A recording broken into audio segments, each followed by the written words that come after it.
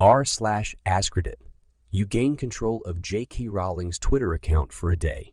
What unnecessary piece of information do you add to Harry Potter lore?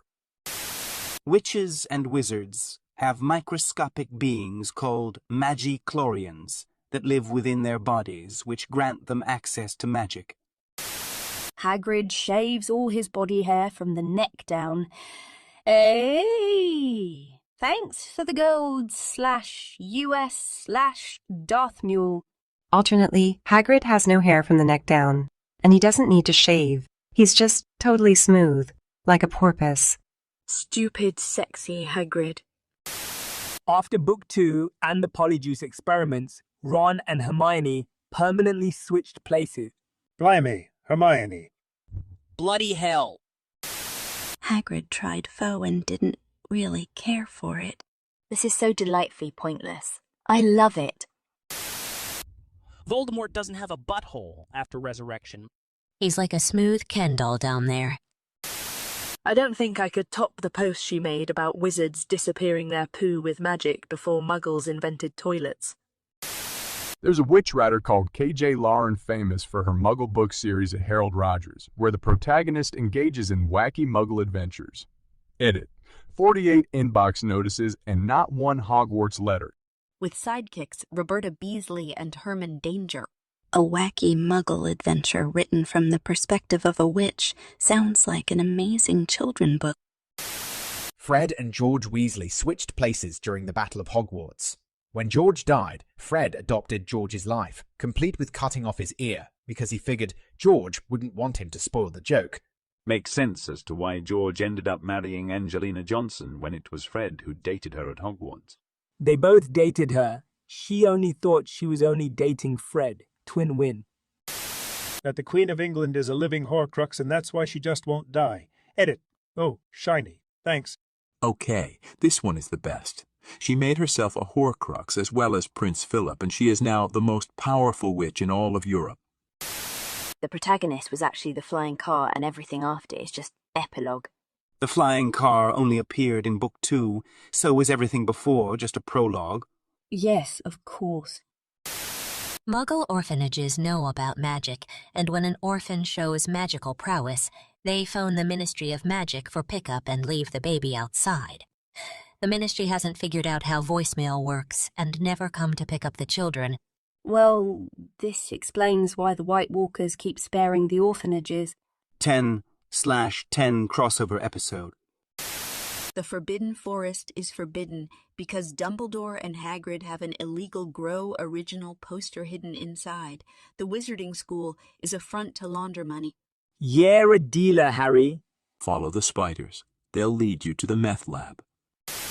I actually always envisioned Dumbledore aggressively asking Harry, maybe even yelling, if he put his name in the Goblet of Fire. The fan base would have a cow. It would be George Lucas claiming he always wanted Greedo to shoot first all over again. George Weasley was adopted, not Fred thought. This is definitely my favorite response. The sock that freed Dobby was actually a Potter family heirloom, having been worn by Bobby Charlton in the 1966 FIFA World Cup final. The Potters were very quiet about how they came to acquire it. For some strange reason, this one is my favorite of all. Also, why do you need 2 sheds? Harry pronounces it GIF, not GIF.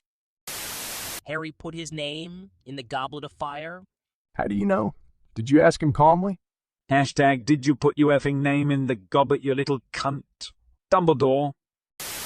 Harry doesn't have a left pinky toe. It was the only part of him hurt by the killing curse when he was a baby. And then all of us fan theorists will wonder why Lily didn't love his left pinky too.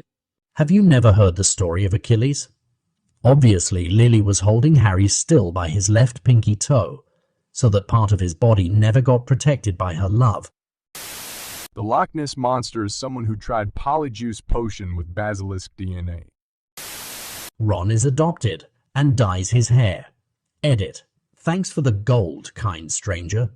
Molly sneaks into his room at night to maintain the spell that keeps him ginger. Snape was a never nude. Edit. Holy shit, this blew up. There are dozens of them. Hermione was actually a collective delusion shared by Harry and Ron. Voldemort's penises also have snake-slit noses.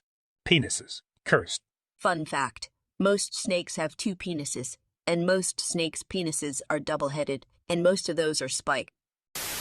There is a Wizarding World version of magic, the gathering called Muggles, the Congregation. Edit. Thanks for the gold, kind stranger.